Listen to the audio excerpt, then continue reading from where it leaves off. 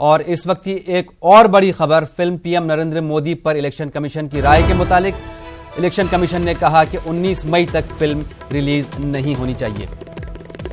Film की release में ताखीर आज़ादाना और मुनसिफाना इंतखाबात के मफाद में। ये इलेक्शन कमीशन का मानना है कि फिल्म की रिलीज में ताखीर आज़ादाना और मुनसिफाना इंतखाबात के मफाद में होगा और इलेक्शन कमीशन ने यह कहा है कि 19 मई तक फिल्म रिलीज नहीं होनी चाहिए। फिल्म पीएम नरेंद्र मोदी पर इलेक्शन कमीशन की राय है कि 19 मई तक फिल्म को रिलीज नहीं करना चाहिए। ये फिल्म की रिलीज में ताखीर आज़ादाना और मुनसिफाना इंतखाबात के मफाद में किया गया है।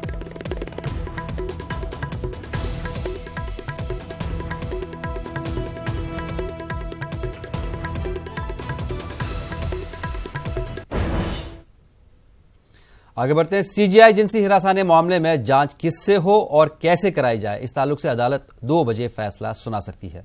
अदालत का मानना है कि इस मामले में सच सामने आना चाहिए। इस मामले पर गौर खोज के दौरान जस्टिस अरुण मिश्रा का मानना है कि अब वक्त आ गया है कि हम ताकतवर और अमीर लोगों को बताएं कि वो अदालती उमूर नहीं चला सकते।